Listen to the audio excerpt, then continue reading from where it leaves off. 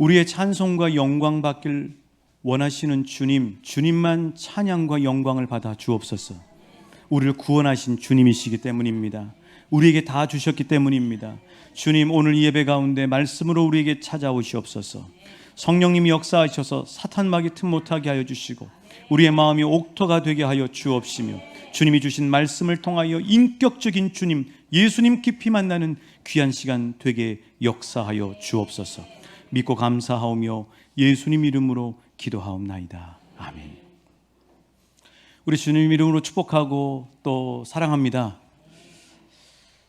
우리는 매 주일마다 이 코로나 상황을 겪으면서 초대 교회에서의 그 살아있는 믿음의 모습들을 또 배우고 있습니다.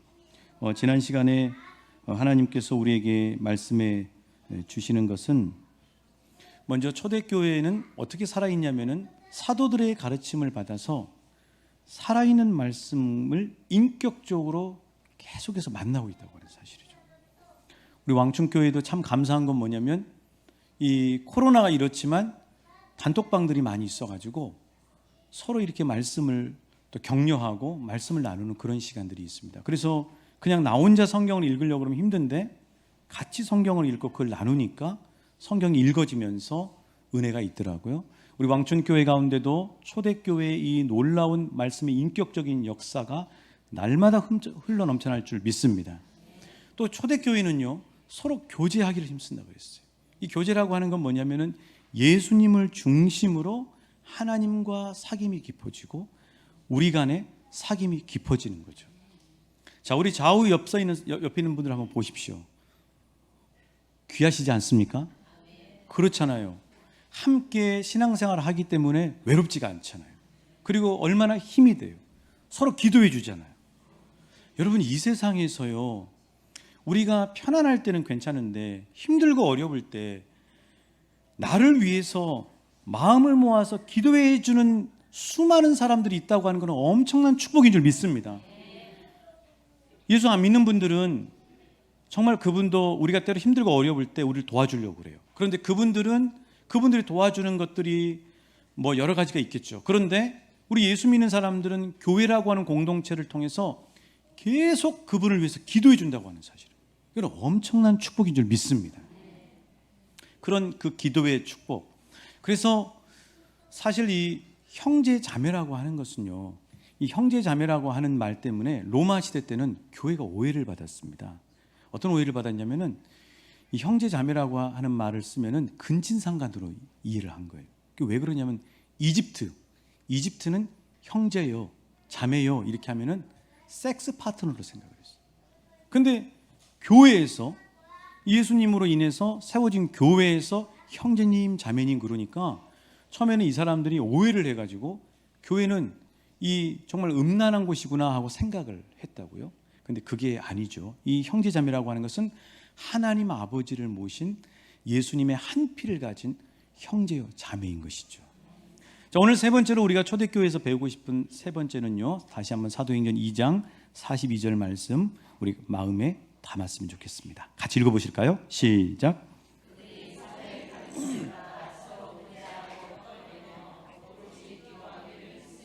아멘. 초대교회에서 배우고자 하는 세 번째는 뭐냐면요, 한번 따라해 주시겠어요? 떡을 떼며. 자, 그럼 여러분 이 무슨 말일까요? 떡을 뗀다는 말이 인절미를 떼가지고 같이 밥 대신 드신다는 걸까요?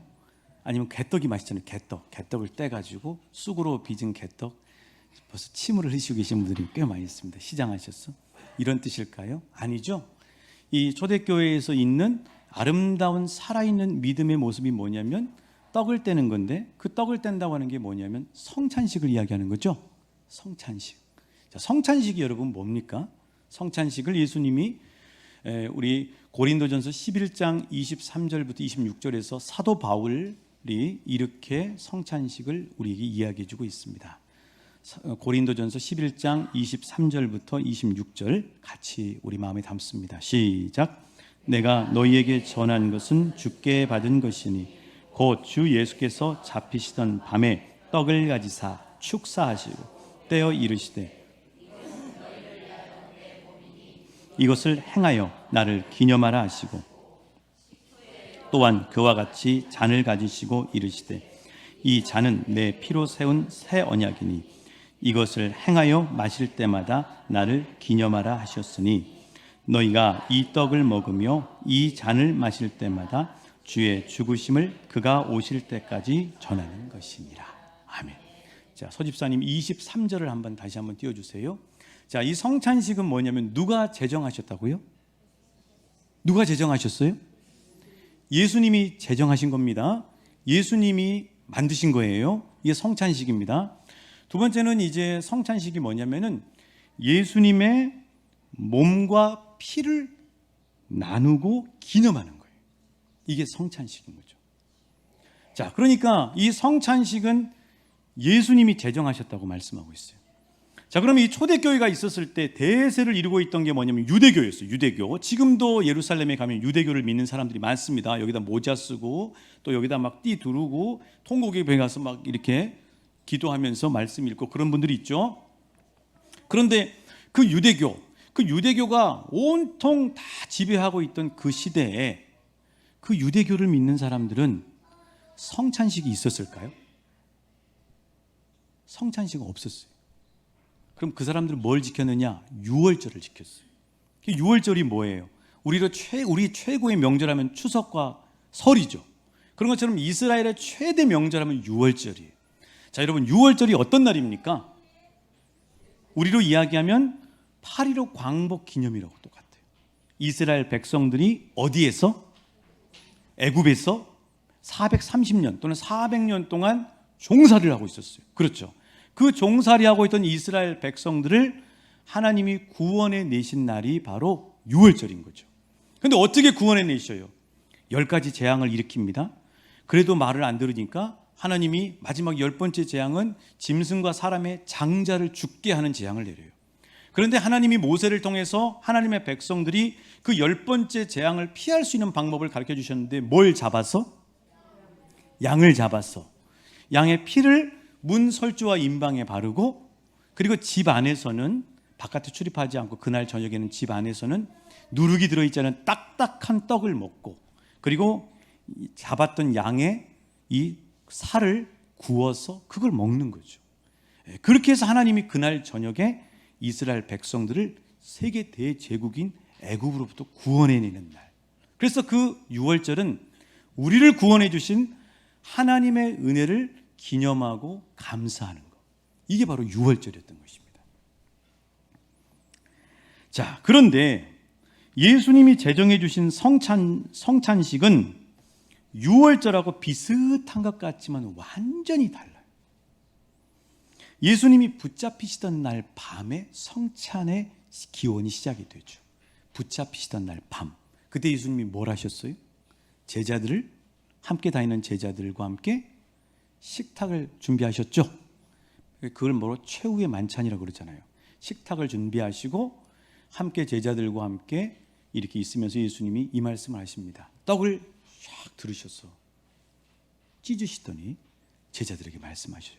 이거는 너희를 위하여 상하고 찢긴 내 몸이다. 받으라 하고 제자들에게 주십니다. 그리고 난 다음에 식사를 하시고 난 다음에 이제 잔을 들어서 축사하시면서 예수님이 또다시 말씀하세요. 이것은 너희를 위하여 흘린 내 피다. 새 언약의 피다. 마시라.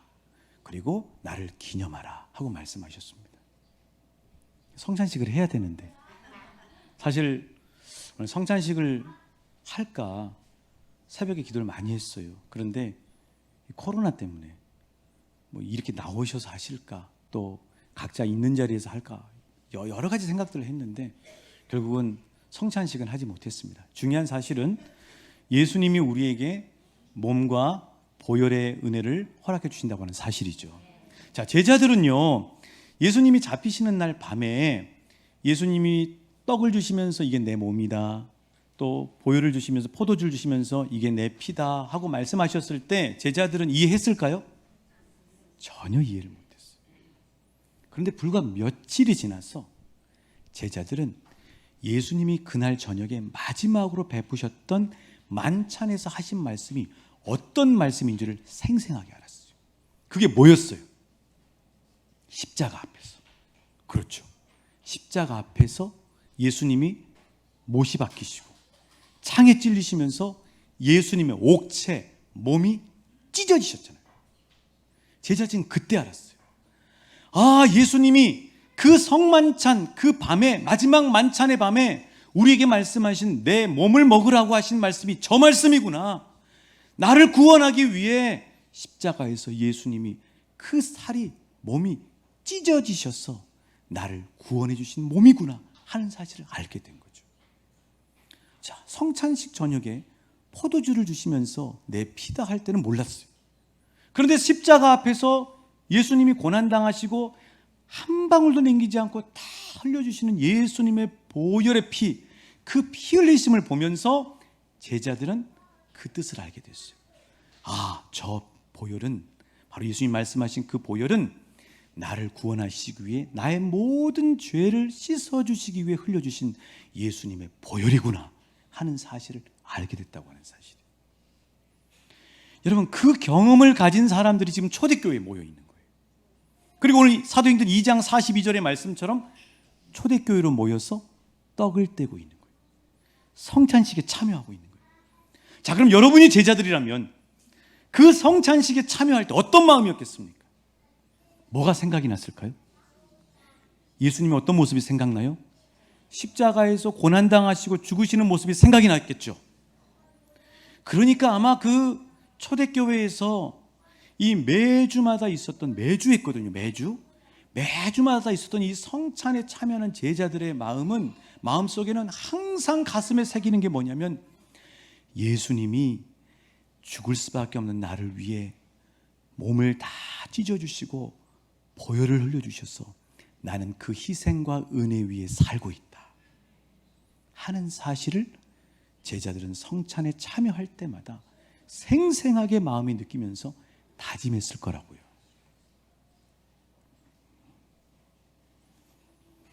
구원을 받았다고 하는 건 뭐냐면은, 내가 예수님의 살과 피 위에서 새 생명을 얻었다고 하는 확신이에요. 구원을 받았다고 하는 건 뭐냐면, 내가 예수님의 몸과 피의 희생 위에서 새 생명을 얻었다고 하는 확신이에요. 이게 구원을 받았다고 하는 거예요. 자, 오늘 저와 여러분이 내가 새 생명을 얻게 된 것은 아무 죄도 없는 예수님이 그 소중한 옥체를 찢어주시고 내 대신 죽어주시고 아낌없이 보혈을 흘려주셔서 그 보혈의 은혜로 죄사함 받아 내가 새 생명을 얻었습니다 하고 고백하시고 계십니까? 이 은혜가 회복되시길 축복합니다. 그리고 이 은혜가 가득하신 분은 하나님 나라 가는 그날까지 이 은혜로 충만하시길 우리 주님의 이름으로 축복합니다. 이게 뭐냐면요, 마치 여인이 아이를 낳는 거하고 똑같아요. 유진 피터슨 목사님이라고 하는 분이 있는데, 이분이 그 쓰신 책이 많아요. 근데 이분이 어떤 얘기를 했냐면, 5월이 가정의 달이니까 하나님이 왜 가정을 이루어주셨느냐, 가정을 경험해 본 사람은 하나님 아버지의 마음을 안다는 거예요. 엄마가 된 사람은 그 새 생명을 탄생시키기 위해서 다 쏟아주신 예수님의 마음을 안다는 거예요. 그래서 우리에게 가정이 소중한 줄 믿습니다. 여러분, 여인이 아이를 잉태하고 낳을 때 어떻게 해요? 이 뱃속에 있는 아이가 자랄 때 이 엄마가 몸을 다 주죠. 뼈도 주고. 그러니까 지금 고생하시는 거 아니에요? 온몸을 다 주시잖아요. 그래서 이제 그걸 핑계로 해가지고 막 먹으면서 왜 이렇게 잘 먹냐 그러면 남편한테 하는 얘기가, 내가 먹는 게 아니잖아 하고 이야기를 하지 않습니까? 그 새 생명을, 뱃속에 있는 아이를 잉태하기 위해서 엄마는 자기 몸에 있는 거를 다 준다고요. 그렇잖아요. 그렇죠? 은찬이 엄마 다 주셨잖아요. 뿐만 아니라 태어날 때, 낳을 때는 어떻게 해요? 피를, 자기 생명과 같은 피를 다 쏟잖아요. 근데 참 우리 여자분들이 별 감동이 없이 들으시네요. 잊어버리셨어요? 너무 오래되셔가지고. 한둘도 아니고 많이 나셨잖아요. 그때마다 피를 다 쏟으셨잖아요. 그 새 생명을 틔우기 위해서 엄마는 몸을 다 주고 피를 다 쏟는다고요. 근데 이 은혜가 어떤 은혜냐면은 우리를 위해서, 우리를 새 생명으로, 우리를 참 생명으로 이끄시기 위해서 우리에게 몸을 다 주신 예수님의 마음을 느낄 수가 있는 거예요. 우리에게 피를 다 쏟아주신, 생명을 다 드려서 우리에게 피를 쏟아주신 예수님의 마음을 느낄 수가 있다고요. 그래서 아이를 낳아보고, 그래서 아빠가 돼보고, 그래서 엄마가 돼보는 사람은 하나님 아버지의 마음을 알고 예수님의 마음을 더 생생하게 느낄 수 있다고 하는 사실이에요. 중요한 건 뭐냐면 오늘 저와 여러분은 예수님의 생명값, 피값 위에 새롭게 태어난 사람들이라고 하는 사실입니다. 다른 말로 이야기하면 하나님이 저와 여러분을 살리시기 위해서 당신 전부를 십자가에서 희생하셨다고 하는 사실이에요. 그런데 이게 얼마나 놀라운, 기가 막힌 놀라운 은혜인 줄 아세요? 이 말씀을 준비하다 보니까 생각나는 찬양이 있더라고요. 이 찬양 한번 같이 불렀으면 좋겠어요. 권사님 한번 해주세요. 후렴부부터 한번 신나게 불러봤으면 좋겠습니다. 후렴부 처음부터 불러볼까요, 권사님? 네네. 예. 자, 우리 한번 같이 한번 불러보겠습니다. 아름다운 이야기가 있네.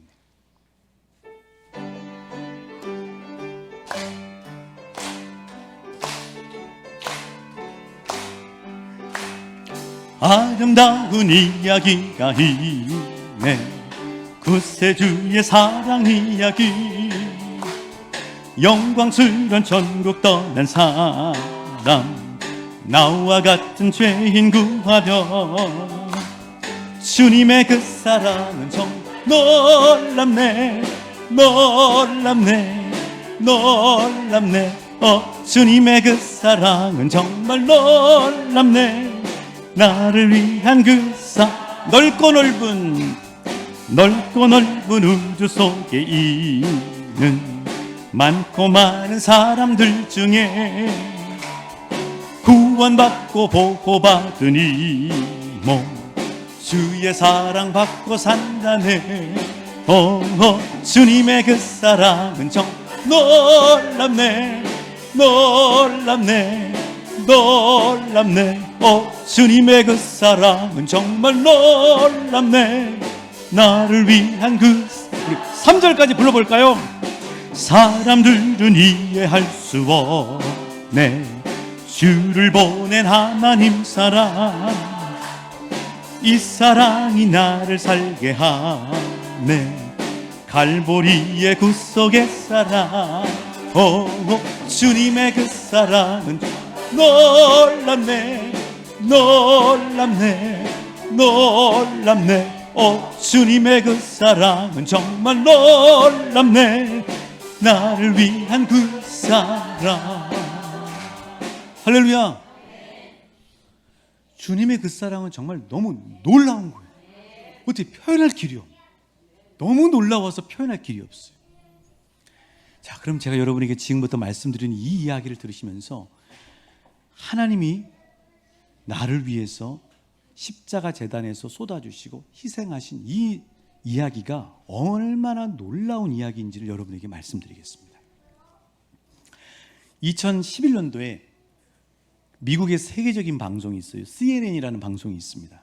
이 CNN 방송에 나온 뉴스예요.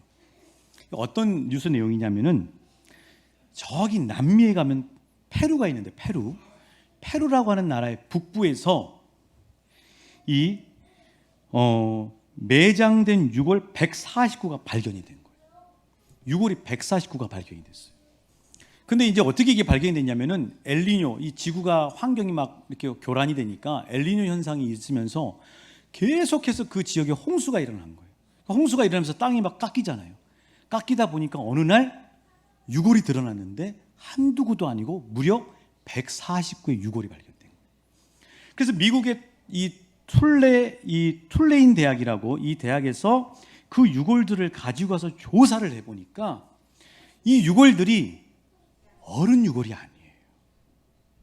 이 유골들의 나이를 측정해 보니까 5살에서 14살 정도의 어린아이들의 유골이에요. 또 하나 이 유골들을 조사하면서 발견한 사실은 뭐냐면은 이 유골들이 이 가슴에 있는 흉부, 이게 전부 다 이렇게 열어져 있는 거예요. 손상이 되어 있는 거예요. 그 얘기를 고고학자들이 들은 거죠. 고고학자들은 바로 알았어요. 왜요? 고고학자들은 많은 연구들을 하니까 이 유골이, 어린 아이들이 무엇을 위해서 들여졌냐면 바로 그 당시에 페루에 있는 치무족이라고 하는 이 족이 자기들이 믿는 신에게 제물로 이 아이들을 바친 거예요. 자, 그림을 한번 보여드릴게요. 자, 저기 그림이 두 가지가 있죠. 하나 지금 무슨 태양과 같이 보이는 그 보면 무슨 칼인지 뭔지를 들고 아이가 누워 있어요. 그게 저게 칼인지 심장인지 모르겠어요. 심장을 끄집어낸 거예요. 아이를 산채로 심장을 끄집어내 가지고 그 심장과 함께 그 아이를 자기들이 믿는 신에게 바친 거죠. 그렇게 제물로 드려진 아이들의 유골이 발견이 된 거예요. 여러분, 이 사실을 통해서 알 수 있는 건 뭐냐면 지금까지 이 세상에 존재하는 모든 대부분의 종교는 사람을 제물로 드려요. 아주 절박한 상황에서는 뭘 드리냐면 아이를 드려요. 정말 이 너무 절박하고 신이 도와주지 않으면 안 된다 하는 절박한 상황에서는 누구를 드리냐면 자기 자식을 드립니다. 이게 성경에도 나와요. 성경에도 이야기가 나와요. 자, 열왕기하 3장 26절부터 27절 말씀입니다. 한번 같이 읽어볼게요. 자, 열왕기하 3장 26절부터 27절입니다. 시작.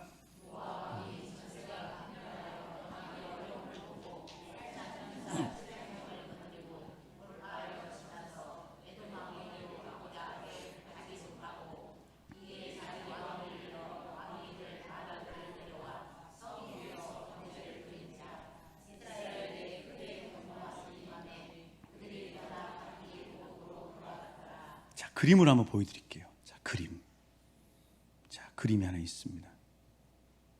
예, 참 이게 지금 이 그림이에요. 저기 지금 큰 저거 있죠. 저게 지금 모압이라고 하는 나라가 섬기는 신이에요. 니스록도 될 수 있고 몰렉도 될 수 있고 그래요. 그리고 저기 지금 밑에 보면은 무슨 제사장인지 하고 아이를 이렇게 손에다 바치는 거 여러분 보이십니까?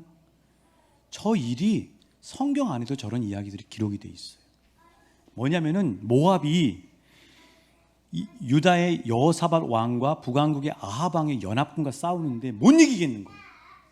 그래서 도저히 어떻게 할 수가 없으니까 이 사람이 무슨 생각을 해냈느냐면 이 모압 왕이 자기 아들, 왕위를 이을 아들을 자기들이 믿는 신에다가 바치는 거예요. 인신제물로 드리는 거예요. 그런데 이겼어요, 졌어요? 졌어요. 하나님의 백성한테 이길 수가 없는 거죠. 이런 이야기는 성경뿐만 아니라 우리가 알고 있는 이야기들에도 있어요. 공양미 300석에 인당수물에 빠진 사람이 누구예요? 심청이죠. 심청이가 빠진 이유가 뭐예요? 제물로 드려진 거잖아요. 그렇죠? 자기 아버지 눈뜨게 하고 그런 거잖아요.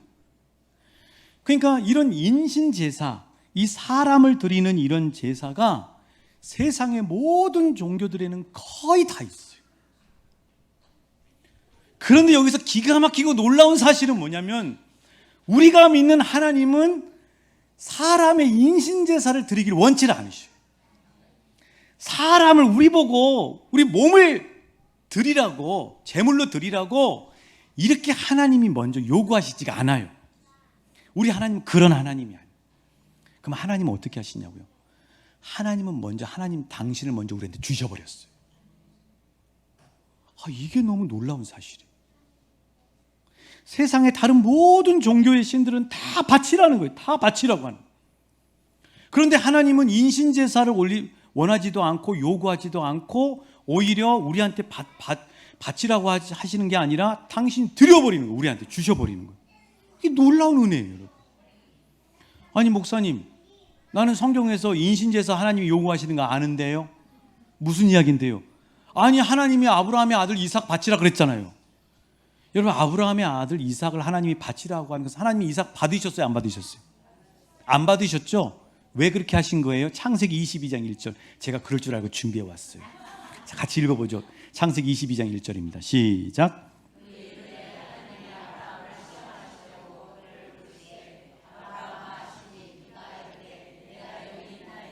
자, 하나님이 이삭을 바치라고, 모리아산에 바치라고 하는 것은 진짜 이삭을 받기를 원하셔서 하신 거예요? 아니면 아브라함을 뭐 하시기 위해서? 시험하시기. 그래서 아브라함이 통과해요? 통과하니까 하나님이 아브라함아, 내가 네 마음을 알았다. 네가 정말 나를 경배하는 줄 알았다 하고 하나님이 그 마음을 받으시고 뭘 준비해 주세요? 양이 가다가 그냥 나무에 걸려 있잖아요. 그래서 만들어진 이 이야기 뭐예요? 따라해서 여호와 이레. 하나님은 인신제사를 원하시는 게 아니고 아브라함의 마음을 보시길 원하셨던 거예요. 아니 목사님, 내가 또 있어요. 사사기에 보면 입다라고 하는 사사 있잖아요. 입다라는 사사가 암몬 족속하고 싸우고 난 다음에 그 전쟁하기 전에 하나님 앞에 이야기를 하죠. 나를 가장 먼저 전쟁터에서 나와서 끝나고 난 다음에 환영하는 사람을 하나님 앞에 바치겠습니다, 이렇게 얘기하죠. 근데 누가 나왔어요? 무남 동료인 딸이 나왔죠. 성경 실력들이 대단해요. 제가 엉터리로 이야기할 수가 없어요. 여러분이 다 아시고 계시기 때문에 이건 너무 행복한 거예요. 그런데 여러분, 그거는 하나님이 입다의 딸을 원하는 게 아니고 누가 하나님 앞에 약속한 거예요. 입다가 그냥 자기 스스로 너무 절박하니까 하나님 앞에 가장 먼저 이렇게 자기를 환영하는 사람을 드리겠다고 했는데 자기 딸이 올 줄은 생각지도 못한 거죠. 하나님은 인신제사를 원하시지 않으셔요. 그런데 놀라운 사실은 하나님은 인신제사를 우리에게 먼저 너희들이 우리한테 바쳐, 나에게 바쳐, 너 자신을 바쳐, 네 자녀를 바쳐, 너를 바쳐, 이렇게 하는 세상의 모든 종교의 신들과는 달리 우리 하나님은 당신이 바치라고 하시기 전에 당신 스스로가 먼저 우리에게 주셔버렸어요. 여러분, 와, 이 감격을 느끼실 수 있게 축복합니다. 이게 놀랍고 놀라운 거예요. 그게 요한일서 4장 10절의 말씀이에요. 하나님이 하나님 자신을 우리를 위해 먼저 주셔버린 거예요, 여러분. 이거 놀라운 일이라니까요, 여러분. 정말. 자, 요한일서 4장 10절 시작. 사랑은 여기 있으니 우리가 하나님을 사랑하는 것이 아니라 하나님이 우리를 사랑하사 우리 죄를 속하기 위해 화목제물로 그 아들을 보내셨어요. 예수님은 하나님이시잖아요. 몸을 입은 하나님이시잖아요. 아, 세상에 신이 뭐가 아쉽다고 우리한테 바치라고 해야지. 신이 뭐가 아쉽다고 몸을 입고 오셔서 우리를 구원하고 사랑하신다고 우리 대신 자기 몸을 먼저 드려버려요. 이 놀라운 사랑이 어디가 있습니까? 놀라운 사랑입니다. 그래서 초대교회 성도들은 매주 예배 때마다 성찬을 했는데 그 성찬을 하면서 성찬 본문에 있는 이 떡을 먹으며라고 돼 있지 않고 떡을 떼며라고 돼 있어요. 그렇죠? 먹으며 떼는 거예요. 뭐냐면 예수님이 살을 찢으신 거예요. 예수님이 찢어진 살로 우리에게 피를 흘려주신 거예요. 그래서 떡을 먹으며가 아니고 떡을 떼며예요. 성찬에 참여하면서 초대교회 성도들은 뭘 알았냐면, 늘 기억했냐면 예수님이 나를 위해 몸을 찢어 주셨다는 사실을 알고 있었어요. 그걸 늘 기억한 거예요. 진짜 기독교가 뭐냐고요? 진짜 기독교는 예수님이 우리에게 본을 보여주셨던 것처럼 당신이 먼저 나에게 바쳐라고 말하지 않고 내가 먼저 주는 것이 진짜 기독교예요. 자, 지난주에 임난 형제가 왔어요. 그 임난 형제하고 이런저런 이야기를 하면서 이 임난 형제가 지금 파키스탄의 상황이 말할 수 없이 어렵다는 거예요. 병원 의료시설도 부족해요. 치료를 잘 받지 못해요. 근데 더 문제는 먹을 게 없다는 거예요. 그런데 자기 나라는 핵무기도 있어요. 우리는 핵무기도 없죠. 임난의 나라는, 파키스탄은 석유도 나요. 가스도 나와요. 석탄도 어마어마하게 나와요. 이 자원들이 어마어마하게 많다고요. 그런데 못 살아요. 그런데 코로나 상황에서 아무것도 못해요. 왜? 임난 이야기예요. 정치 지도자들이, 힘 있는 사람들이 부정부패하고 돈 다 뒷돈 챙겨서 자기 자녀의 이름으로 미국에다 빌딩 사고 스위스에다 계좌 만들어서 거기다가 돈 예치한다는 거예요. 제가 또 물었어요. 그럼 니네 나라는 이슬람 믿지 않냐? 이슬람의 종교 지도자들이나 이슬람 믿는 사람들이 가만히 있냐? 그랬더니 임난이 뭐라고 그러는지 아세요? 알라는 밭이라고 하잖아요. 알라는 밭이라고 해요, 여러분. 여러분이 이슬람 믿는 사람한테 전도해 보세요. 그러면 처음엔 잘 듣는 것 같아요. 왜요? 니네가 믿는 하나님이나 우리가 믿는 알라나 같은 하나님이라고 생각해요. 아브라함은 같은 조상으로 생각하고 이스마엘, 이삭 그런 거죠. 그런데 그들은 알라하고 하나님이 유일신으로 같다고 이야기하지만 실은 같지도 않아요. 우리 하나님은 삼위일체 하나님이에요. 그런데 결정적으로 다른 게 뭐냐면요, 알라는요 다른 신하고 똑같이 바쳐라. 그래서 뭘 바쳐요? 자살폭탄 테러가 나오죠. 자기 몸을 던져버리잖아요. 하나님은 너희가 먼저 바치라고 하시지 않고 당신이 먼저 주셔버리는 하나님이에요, 여러분. 그게 다른 거예요, 여러분. 그래서 우리가 하나님 믿는 게 너무나 놀랍고 큰 감격이에요. 우리말에 물은 위에서 아래로 흐른다는 말이 있어요. 오늘 말씀의 결론이 이제 임했는데요, 오늘 말씀의 결론은 뭐냐면 물이 위에서 아래로 흐르듯이 은혜도 위에서 아래로 흘러가는 거예요. 하나님이 먼저 우리에게 예수님을 주셔버렸어요. 예수님이 우리에게 달라고 하기 전에 당신의 몸을 주셔버렸어요. 우리를 구원하시기 위해서, 죄를 사하시기 위해서 보혈을 주셔버렸어요, 여러분. 하나님이 먼저 주셨어요. 은혜는 위로부터 아래로 흘러요. 자, 한번 따라 하시겠어요? 은혜는 위로부터 아래로 흐른다. 예수님이 그 본을 보여주셨고 하나님이 예수님을 주심으로 우리에게 그렇게 보여주셨다. 그래서 저와 여러분도 위에서 아래로 흘려보내셔요. 오늘 본문 한번 봐보세요, 여러분. 42절에 보면 떡을 떼매라고 돼 있죠. 이건 교회에서 떡을 떼는 거예요. 자, 그 다음에 46절 봐보세요. 가운데 보시면 집에서 뭘 떼요? 떡을 떼죠. 뭐냐면은 떡을 떼면서 하나님이 우리에게 기념하고 가슴에 새기라고 하는 건 뭐냐면, 내가 위에서 너희들을 위해 먼저 주었던 것처럼 너희들도 위에서 아래로 은혜를 흘려보내야 돼. 이게 초대교회예요. 이게 유대교하고 다른 초대교회의 모습이에요. 그래서 살아있는 교회는 뭐냐면은 예수님이 나를 위해 주셨던 것처럼 나도 주는 자가 되는 거예요. 이게 살아있는 교회예요. 살아있는 그리스도의 가정도 떡을 떼면서 위에서 아래로 흘려보내는 거예요. 살아있는 교회는 뭐냐면, 초대교회 같은 주님의 교회는 뭐냐면 영적으로 위에 있는 사람이 영적으로 미성숙한 사람을 먼저 섬기는 거예요. 목사는 말씀과 기도와 겸손함으로 성도들을 섬겨야 되고요. 장로님과 권사님과 중직자들이 평신도를 섬겨야 되는 거예요, 여러분. 교회 오래 다니신 분이 새 가족을 섬겨야 돼요, 여러분. 어른들이 아이들에게 먼저 베푸는 거예요, 여러분. 먼저 아이스크림을 사주는 거예요, 여러분. 이게 교회예요. 유대교하고 달라요. 윗사람의 주머니가 먼저 열려야 돼요. 이게 교회예요. 교회가 지역민들을 먼저 섬겨야 돼요. 그래서 플로잉 하실 수 있길 축복합니다.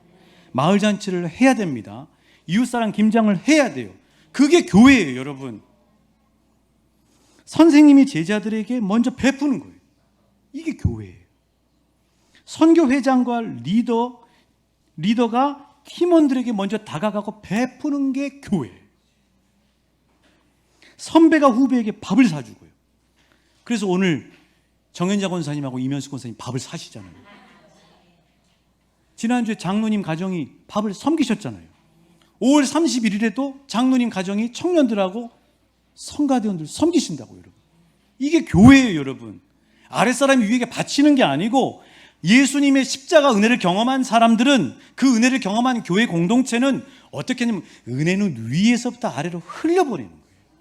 집에서도 마찬가지예요.